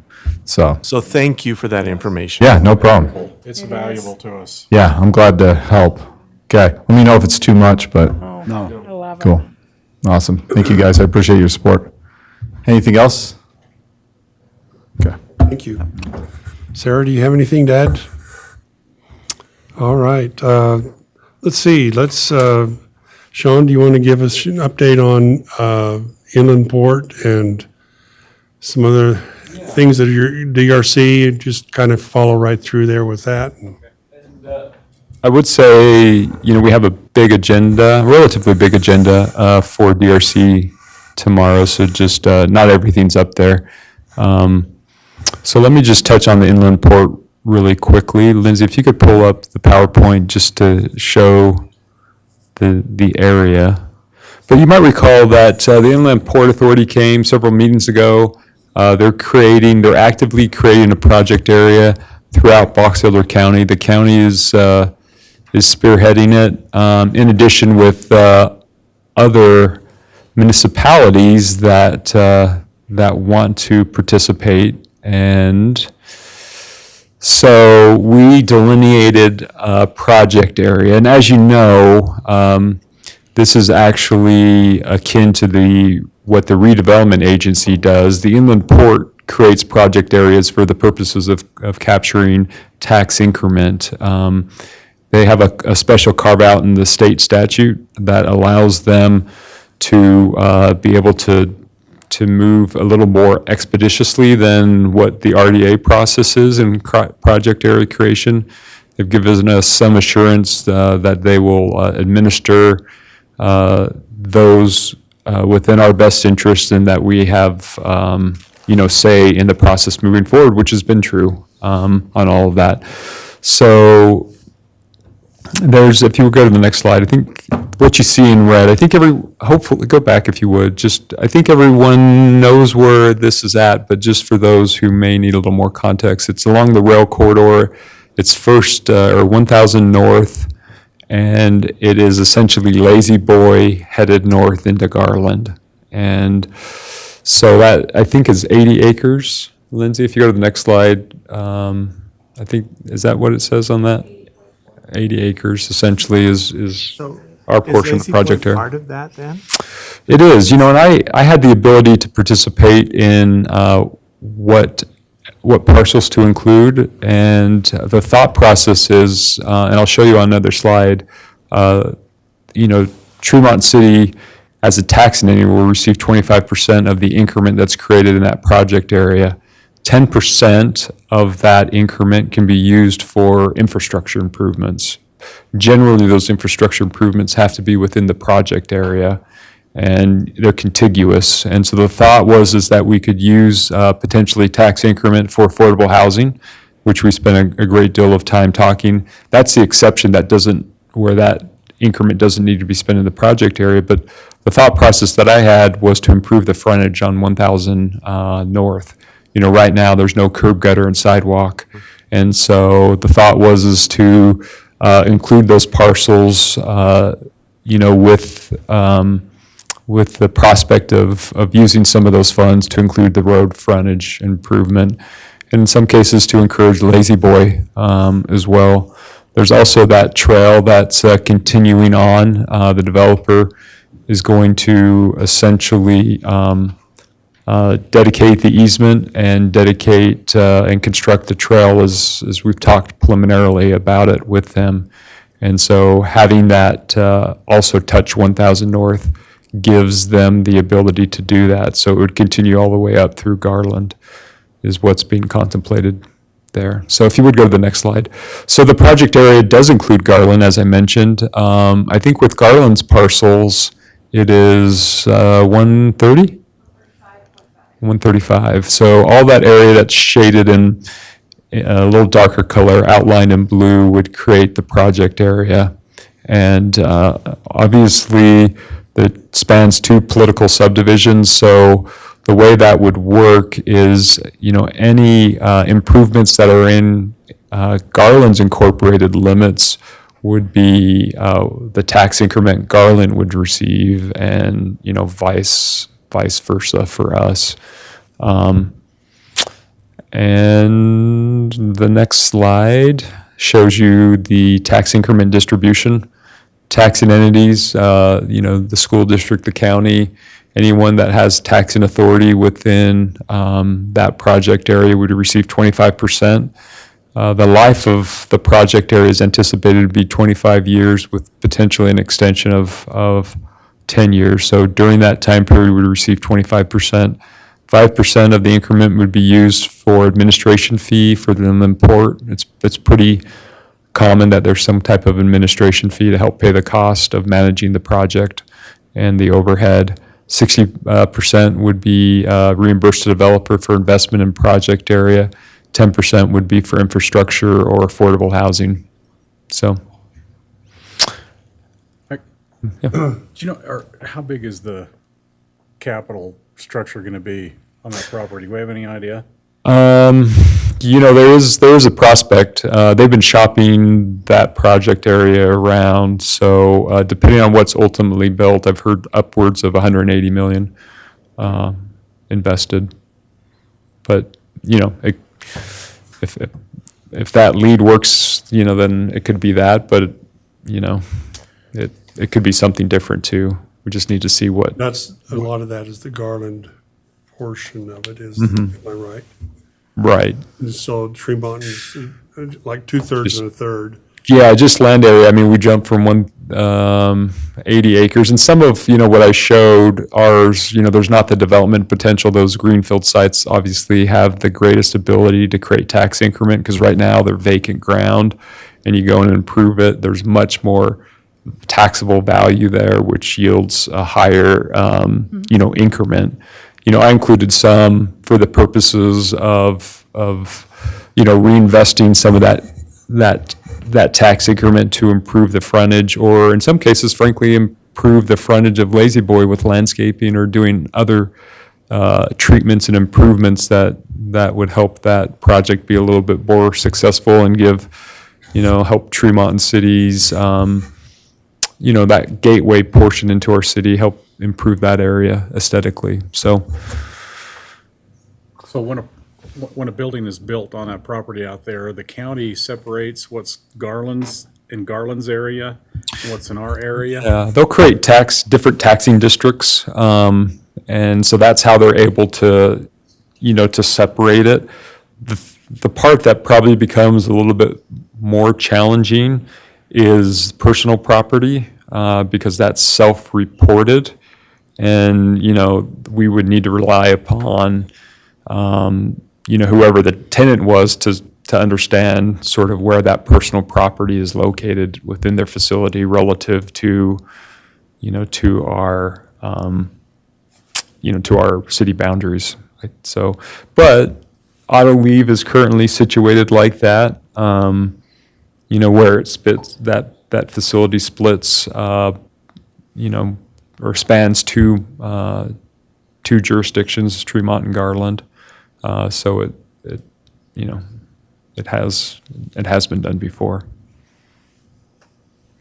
I would say too, I would anticipate Garland's going to be providing the utility services on the development portion of it, much like Tremont provides utility services for Autoleave. It just seems that would make the most sense. Any development that occurs is going to occur, start from the frontage on 1000, Factory Road. I guess it's Factory Road, and head south. And Sean, isn't it true that the Inland Port Authority is mostly encouraged or desirous of this particular property because of the railroad?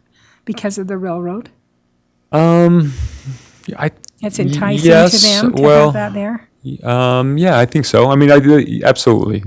I'm not sure that the end user is going to use railroad, but that's always an enhancement. And depending upon who the end user is, it becomes critical, that they will definitely site around it. And that's sort of what the Inland Port does, Right. to your point.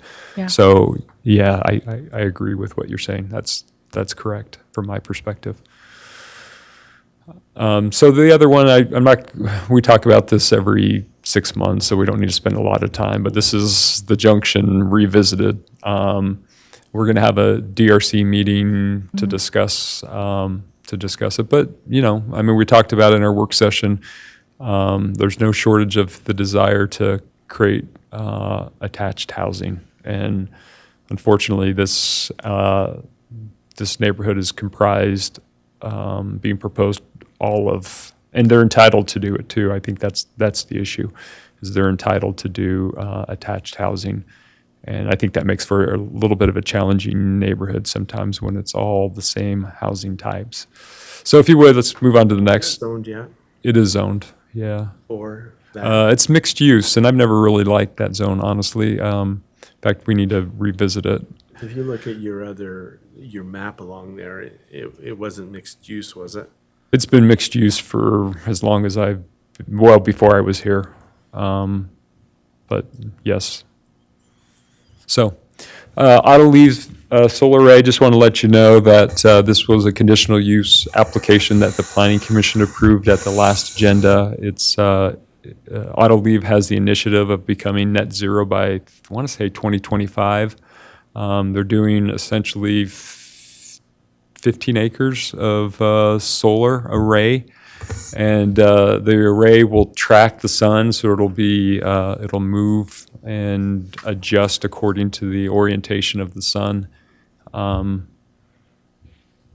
not sure there's a lot more to tell you about it. We're working with the property owners on sort of all the issues that surround that.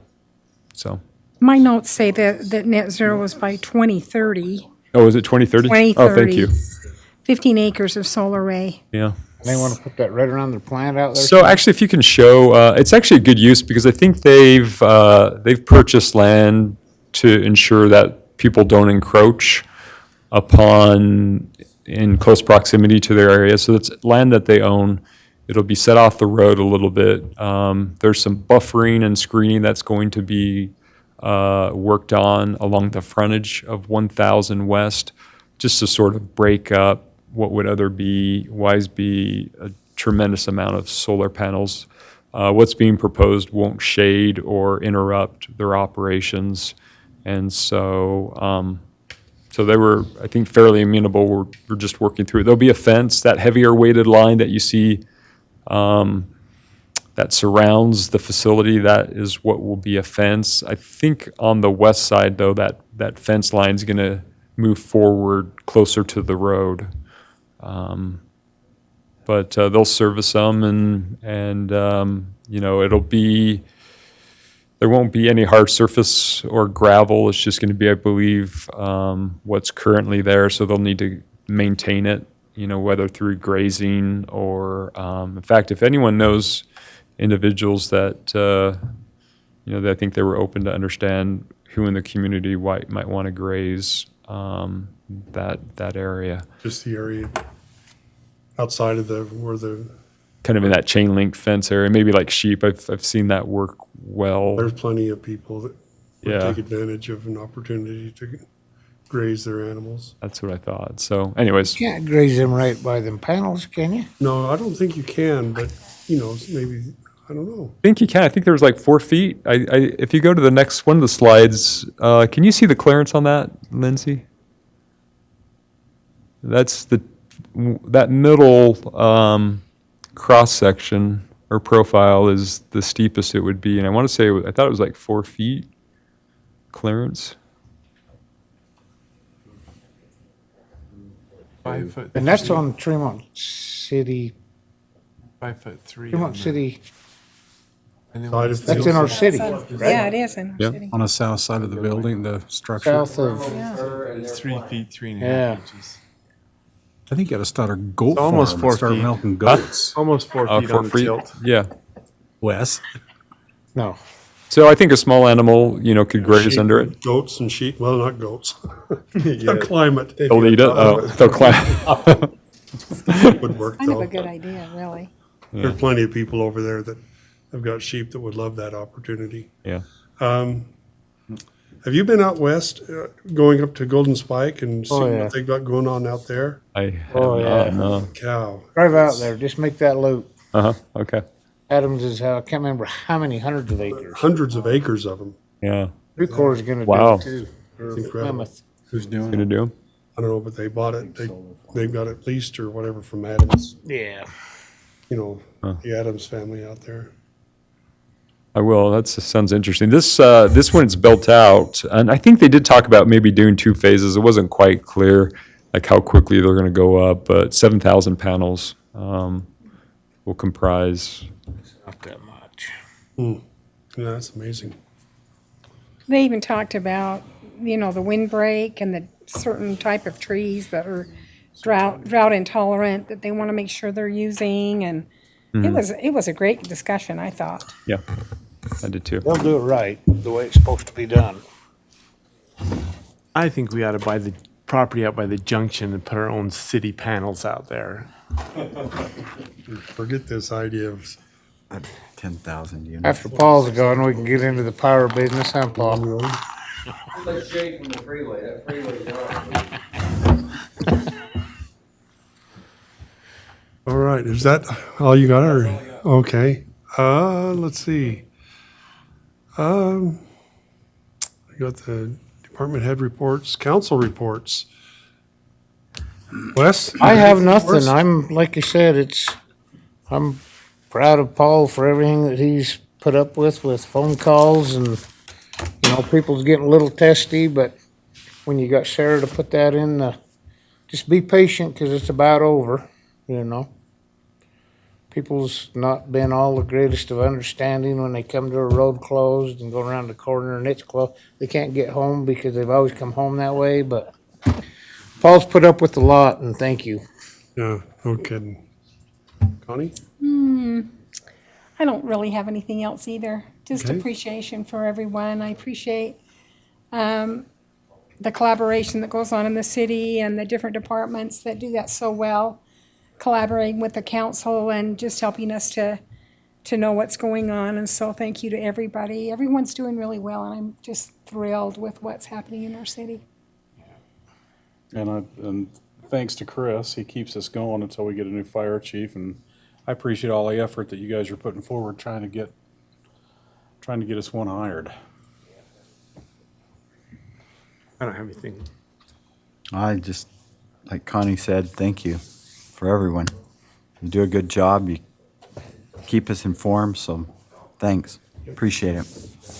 And I want to second all of that. I think we're doing it's just neat to be a part of such a great group of people. So anyway, with that, I don't have any other business. Are I guess we could entertain a motion. Make a motion, we adjourn. Second it. All in All in favor? favor? Aye. Okay, all right. Thanks, everybody. An RDA meeting, don't we? We did it already. We did it at 5. Yeah.